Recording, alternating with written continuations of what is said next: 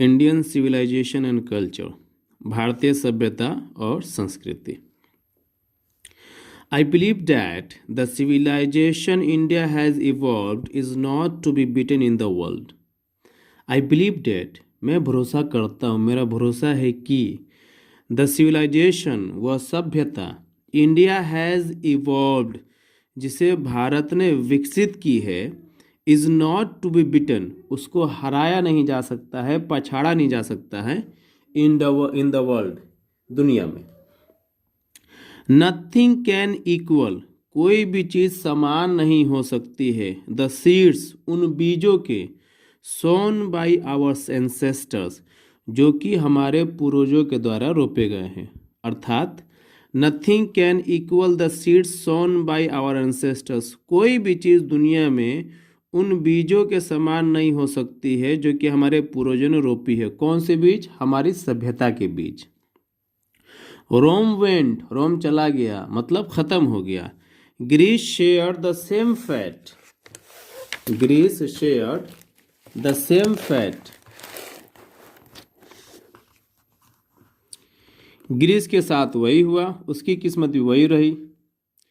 The might of pharaohs was broken, the might मतलब ताकत, of the फारोज, देखिए फारोज को उर्दू में फिरौन कहा जाता है, ठीक है ना। जो मिस्र के, आजकल जिसे हम लोग इजिप्ट कहते हैं, वहाँ के जो भी बादशाह गुजरे उनको उर्दू में फिरौन कहा जाता है और इंग्लिश में उनको फारोस कहते हैं। ओके, द माइट ऑफ फारोस, फारोस फिरौनों की जो ताकत है, वाज ब्रोकन, टूट गई, ख़त्म हो गई। जापान हैज़ बिकम वेस्टर्नाइज्ड, और जापान जो है वेस्टर्नाइज्ड हो गया, मतलब उसका पश्चिमीकरण हो गया है, अर्थात जापान जापान नहीं रह गया है। ऑफ चाइना, चाइना के बारे में, देखिए ऑफ के दो मतलब होते हैं, बल्कि कई सारे होते हैं, लेकिन एक नॉर्मल तौर पे आप ऑफ का क्या की के जानते हैं। यहाँ पे ऑफ का मतलब होगा के बारे में, ठीक है ना, ऑफ का मतलब होगा के बारे में। तो ऑफ चाइना, चाइना के बारे में, नथिंग कैन बी सेड, कुछ भी नहीं कहा जा सकता। बट लेकिन India is a still, Bharat अभी भी है, सम हाउ और अदर, चाहे जैसे भी, किसी न किसी प्रकार से, हर हाल में, साउंड एट द फाउंडेशन, बुनियादी रूप से मजबूत, मतलब but India is still some how or other sound at the foundation, Bharat हर हाल में अड़ा हुआ है, टिका हुआ है, मजबूत है अपनी बुनियाद में। किस चीज में? सभ्यता और संस्कृति में। The people of Europe, the people of Europe, Europe के लोग, learn their lessons from the writings of man of Greece, Greece के लोगों की राइटिंग से सीखते हैं। यूरोप के जो लोग हैं वो ग्रीस के लोगों, जो विद्वान हैं ग्रीस के, उनके जो लेख है उनसे वो लोग सीखते हैं, अपने पठन पाठक जो भी कहिए, लेकिन यहाँ पे आएगा नॉलेज लेते हैं। और रोम, या फिर रोम के लोगों से, विच एग्जिस्ट नो लॉन्गर, जो कि अब है ही नहीं, लगभग ख़त्म हो चुका है, इन देयर फॉर्मर ग्लोरी, अपने पहले ग्लोरी में। मतलब ग्रीस और रोम जिस तरह से पहले थे, जिनका दबदबा था, रुआब था सिविलाइजेशन सभ्यता में, जिनकी पूज थी, वो अब वो नहीं रहे। लेकिन यूरोप के लोग अभी भी उन्हीं के नक्शे कदम पे चलते, उन्हीं को फॉलो करते, उन्हीं से उन लोगों ने सीखा है जो भी सीखा है। तो इनका मुकाबला भारत की सभ्यता और भारत की संस्कृति से नहीं किया जा सकता है। In trying to learn from them, in trying to learn from them, उन लोगों से सीखने की कोशिश में। द यूरोपियंस इमेजिन, यूरोपियन मतलब यूरोप के लोग इस बात को सोचते हैं या कल्पना करते हैं, डैट कि they will avoid the mistakes of Greece and Rome, वे लोग ग्रीस और रोम की गलतियों को छोड़ देंगे, अवॉइड कर देंगे, नज़रअंदाज कर देंगे।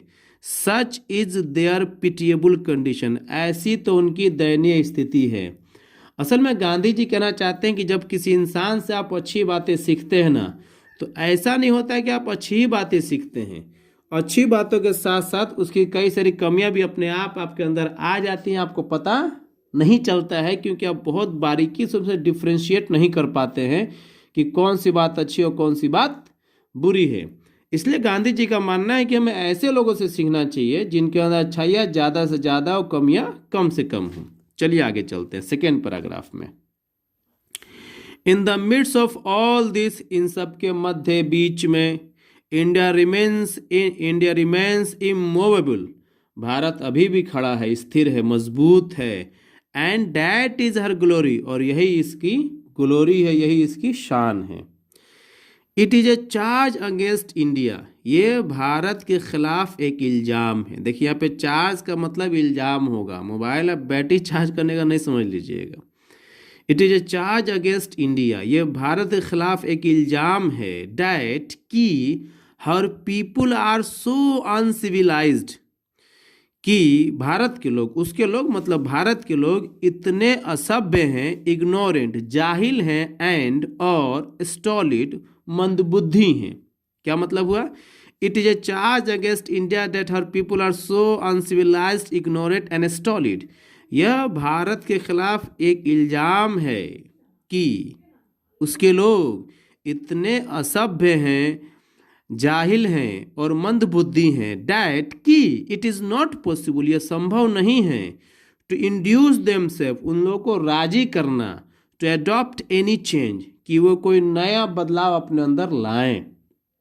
ठीक है ना, कि वो कोई भी बदलाव को अपनाएं। मतलब ये इल्जाम है भारतीय के ऊपर कि वो कोई नई चीज़ सीखने के लायक नहीं है। It is a charge really against our merit, बेशक ये एक इल्ज़ाम ही है हमारे मेरिट के खिलाफ, हमारे गुणों के खिलाफ, हमारी विशेषताओं के खिलाफ। वाट वी हैव टेस्टेड, जो हमने टेस्ट किया है। देखिए वाट का मतलब यहाँ पे जो होगा। एक बात और समझ लीजिए, अगर वाट के बाद कोई हेल्पिंग वर्ब आता है तो उसका अर्थ होता है क्या, और वाट के बाद अगर डायरेक्ट सब्जेक्ट आ जाए तो वाट का अर्थ होगा जो। जैसे कोई कहे कि वाट आर यू डूइंग, तो इसका अर्थ होगा कि आप क्या कर रहे हैं। लेकिन यदि कोई बोल दे कि वाट यू आर डूइंग, तो इसका अर्थ होगा जो आप कर रहे हैं। ठीक है ना, तो वाट वी हैव टेस्टेड, जो हमने टेस्ट किया है, एंड फाउंड ट्रू, और सच पाया है, on the anvil of experience, अनुभव के एनविल पर। अब देखिए एनविल किसे कहते हैं? लोहार देखा है ना आप लोगों ने, लोहार की भट्टी में जाइएगा ना तो एक बड़ा मोटा सा लोहा का जो टुकड़ा होता है वो नीचे रखता है, उसी के ऊपर बाकी लोहे की छड़ों चार लोहे की दूसरी परतों को पीट के नया नया हथियार चार नया नया सामान बनाता है।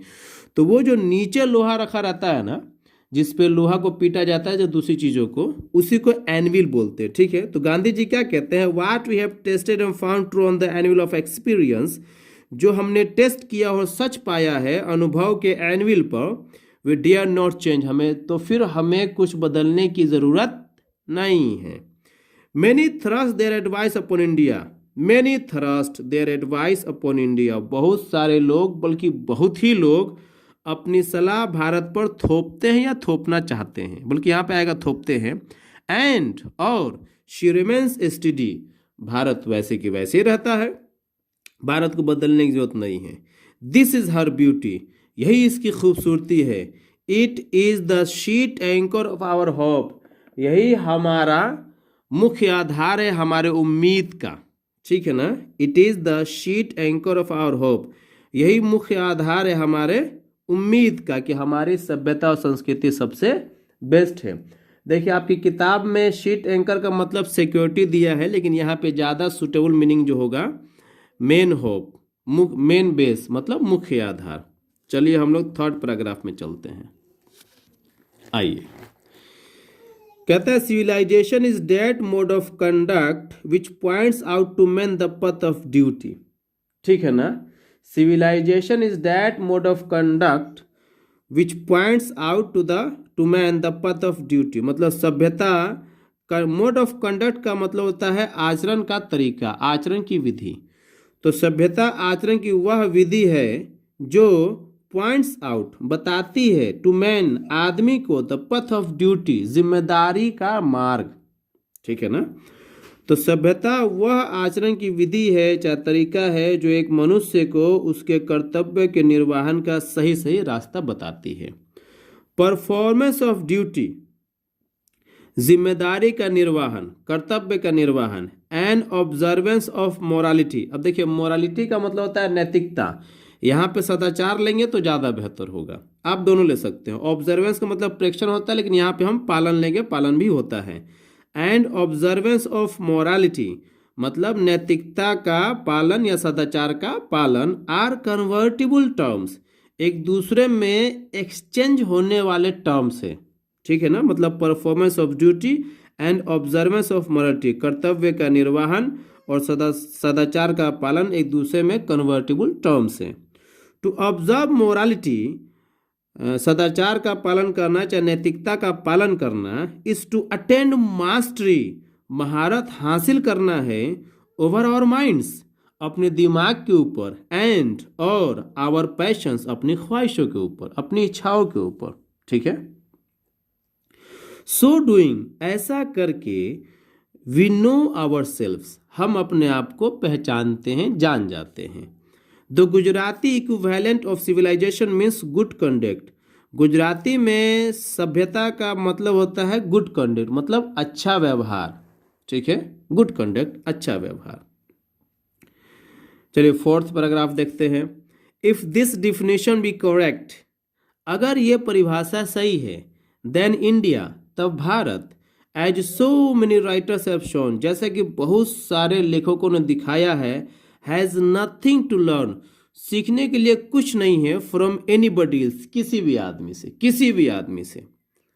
मतलब पूरा ले लेते हैं इसको। If this definition be correct, then India, as so many writers have shown, has nothing to learn from anybody else, अगर ये परिभाषा सही और बेशक सही है, तो भारत को, जैसे कि कई सारे राइटर्स ने बताया है, सिखाया है, दिखाया है, किसी से भी कुछ भी सीखने की ज़रूरत नहीं है। एंड और this is as it should be, ये ऐसा ही है जैसा कि होना चाहिए, मतलब भारत वैसा ही है जैसा भारत को होना चाहिए। हमें किसी भी देश से सभ्यता और संस्कृति के बारे में सीखने की ज़रूरत नहीं है, because we have the best civilisation and one of the best cultures in the world.